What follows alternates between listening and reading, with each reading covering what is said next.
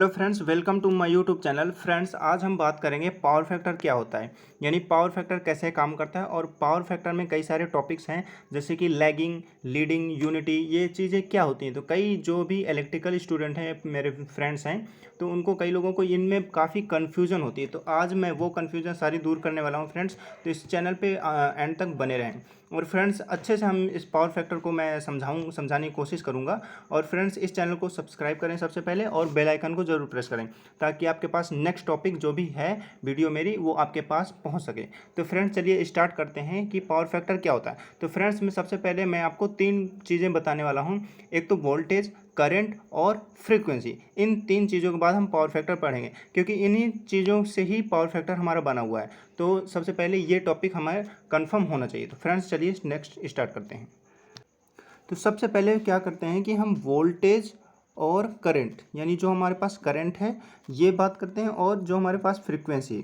तो हम सबको ये तीन टॉपिक हमें कंफर्म होना चाहिए। तो फ्रेंड्स, वोल्टेज क्या होता है? वोल्टेज करंट को मतलब प्रेस यानी पुश करने का काम करता है, यानी आगे भेजने का काम करता है, यानी धक्का लगाने का काम करता है। और जो हमारा करंट होता है वो फ्लो ऑफ इलेक्ट्रॉन्स होते हैं, यानी इलेक्ट्रॉन्स के फ्लो होने को ही हम इलेक्ट्रिक करंट कहेंगे। और फ्रीक्वेंसी क्या होती है? फ्रीक्वेंसी हम सबसे पहले समझेंगे कि जैसे कि हमारे पास हमारी इंडिया में जो फ्रीक्वेंसी है, सबको पता है इंडिया, और इसमें क्या है 50 हर्ट्ज़ हमारी फ्रीक्वेंसी रहती है भारत में। तो इस 50 हर्ट्ज़ का मतलब क्या हुआ कि एक सेकंड में कितनी बार हमारा जो सिस्टम है वो ऑन और ऑफ हुआ। यानी सपोज दैट एग्जांपल ले लेते हैं सबसे पहले। जैसे कि हमारे पास इलेक्ट्रिक बल्ब है, यानी जो हमारा बल्ब है यानी घरों में जो लगा होता है, वो क्या होता है कि जैसे कि हमने ऑन किया उसको, तो यानी उसमें हमारे भारत में क्या है, इंडिया में 50 हर्ट्ज़ जो फ्रीक्वेंसी है। तो जो जब भी हम यानी अपने लैंप को मतलब ऑन करेंगे, तो वो सबसे पहले क्या होगा, एक तो 50 यानी 50 बार एक तो ऑन होगा और 50 बार ऑफ होगा। तो मैं एक ग्राफ की सहायता से आपको समझा देता हूँ कि कैसे ऑन ऑफ होगा। जैसे कि हम बात करें, ये रहा हमारे पास ग्राफ, ठीक है। तो अब इसमें क्या है कि जो हमारी 50 हर्ट्ज जो फ्रीक्वेंसी है वो क्या होगी, यहाँ पे जैसे ये पॉजिटिव है और ये नेगेटिव है, यानी हमारा जो साइकिल चलता है फ्रीक्वेंसी का, ये ऐसे चलता है। यानी ऊपर तो पॉजिटिव होता है, नीचे नेगेटिव, यानी एक बार तो क्या होगा, पॉजिटिव रहेगा और दोबारा नेगेटिव रहेगा। तो ये हमारा एक फ्रीक्वेंसी का ये सिंबल हो सकता है। तो इसको आप समझ सकते हैं, यानी कि जितनी बार ऑन होगा उतनी बार नीचे ऑफ होगा। तो ये हम सिस्टम एक बार समझ के चलते हैं। तो सपोज दैट ये हमारे पास एक लैंप है जो कि हमने ऑन किया, तो ये क्या होगा 50 हर्ट्ज, 50 बार तो क्या होगा ऑन होगा, और 50 बार क्या होगा ऑफ होगा। अब suppose that out of India देखें तो कई जगह जैसे कि स्टेट ऑफ अमेरिका देखें, तो वहाँ पे क्या है 60 हर्ट्ज है। तो यानी वहाँ पे कोई भी अप्लायंसेस अगर हम चालू करते हैं तो वो 60 बार ऑन और ऑफ होते हैं एक सेकंड में, यानी एक सेकंड। ये तो हमारी फ्रीक्वेंसी थी। फ्रेंड्स, आप ये जैसे कि यहाँ पे एक ग्राफ दे रखा है, ये आप ग्राफ देख सकते हैं। तो जैसे कि ऊपर वाला जो ग्राफ है ये क्या है, जो ये साइनोसॉइडल वेव होती है, जो कि एसी की होती है, सिंबल होता है। और नीचे आप देखेंगे ये हमारा नेगेटिव सर्किल है, यानी नेगेटिव, यानी ऊपर से ऊपर तो क्या है पॉजिटिव है और नीचे नेगेटिव है।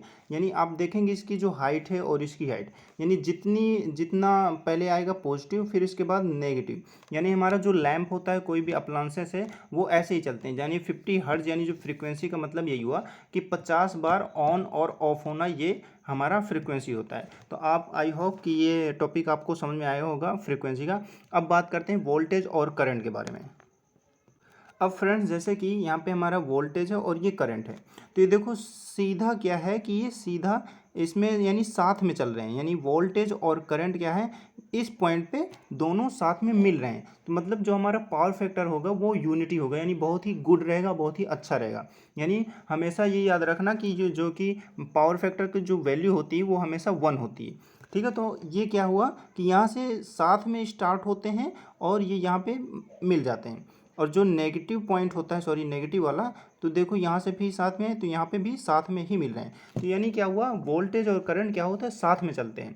तो ये होता है हमारा पावर फैक्टर। उसमें क्या होता है, हमारा पावर फैक्टर बहुत ही अच्छा होता है। यानी वोल्टेज और करंट क्या होता है, साथ में पॉइंट में मिलने चाहिए और साथ में ही निकलने चाहिए। तो ये पावर फैक्टर हो गया हमारा। अब क्या होता है कि जो पावर फैक्टर होता है वो 3 टाइप के होते हैं, यानी 3 लोड पर डिपेंड करते हैं, यानी हमारे 3 टाइप के लोड होते हैं इंडस्ट्री में या कोई भी अगर बात करें तो। जैसे पहला होता है रजिस्टिव लोड और इंडक्टिव लोड, और एक होता है कैपेसिटिव लोड। तो देखो रजिस्टिव सर्किट में क्या होता है, रजिस्टिव लोड होता है वो काफ़ी अच्छा पावर फैक्टर होता है। तो रजिस्टिव सर्किट का मतलब क्या हो कि ऐसा कोई अप्लायंसेस, सपोज दैट आप लैंप ले लें, तो क्या होता है रजिस्टिव में क्या होता है कि जब भी हम उसको ऑन करें यानी वो जल के क्या हुआ कि लाल हो जाए, ऐसा कुछ, यानी कोई भी अप्लायंसेस जब जल के लाल हो जाता है वो हमारा रजिस्टिव लोड के अंडर में आता है। सपोज हमने एक लैंप ऑन किया, वो क्या हुआ, सबसे पहले क्या हीट प्रोड्यूस करता है, फिर वो क्या है रोशनी देता है। तो ये हमारा एक एग्जांपल हो जाए। सपोज एक हीटर को हम जब सप्लाई देते हैं तो सबसे पहले क्या है वो लाल हो जाता है, फिर वो हीट भी प्रोड्यूस करता है और रोशनी भी देता है। तो ये तो रजिस्टिव लोड के एक एग्जांपल थे। अब बात करते हैं इंडक्टिव सर्किट। इंडक्टिव सर्किट में क्या होता है कि जो हमारा वोल्टेज है और करंट है, यानी आप देखेंगे कि जो पावर फैक्टर है, पावर फैक्टर में क्या होना चाहिए कि वोल्टेज और करंट साथ में निकलना चाहिए एक पॉइंट से और साथ में मिलना चाहिए। बट यहाँ पे इस केस में क्या है कि जो हमारा जो वोल्टेज है, ये हमारी जो रेड वाली लाइन है वो वोल्टेज को सिंबल करती है, और जो ये ब्लैक वाली है ये करंट को इंडिकेट कर रही है। तो सबसे पहले क्या हुआ कि देखो जो वोल्टेज है और करंट है, यानी जो हमारा करंट है वो वोल्टेज से क्या है आगे निकल गई है। आप यहाँ पे देख सकते हैं, यानी ये वोल्टेज है और ये करंट का सिंबल है। तो क्या है वोल्टेज जो है वो करंट से पीछे और करंट आगे निकल गई है। तो यहाँ पे क्या है हमारा पावर फैक्टर ख़राब हो जाता है। तो इसमें क्या है कि पावर फैक्टर को इम्प्रूव करने के कई मेथड हैं, वो मैं आपको नेक्स्ट वीडियो में बताऊंगा। बट इसको समझने के बाद आपको पूरा समझ में आ जाएगा कैसे सॉल्व करते हैं। तो फ्रेंड्स इसमें क्या है लैगिंग, यहाँ पे लैगिंग पावर फैक्टर हो रही है, यानी जब भी करंट वोल्टेज से आगे निकल जाए तो वो हमारा लैगिंग पावर फैक्टर कहलाता है। तो ये पॉइंट आपको याद रखना है फ्रेंड्स। अब फ्रेंड्स बात करें कि यहाँ पे वोल्टेज और ये करंट, यानी यहाँ पे वोल्टेज जो करंट है हमारा, वो करंट क्या है वोल्टेज से पीछे है। तो मतलब यहाँ पे लीडिंग पावर फैक्टर हो जाएगा, यानी अगर हमारा करंट वोल्टेज से पीछे चला जाता है तो उसको हम लीडिंग पावर फैक्टर बोलते हैं। तो सबसे ख़राब हमारा ये जो हमारा इंडक्टिव लोड होता है, इस पर हमारा पावर फैक्टर ख़राब हो जाता है। और हमें सही करने के लिए हम कैपेसिटिव लोड का यूज़ करते हैं।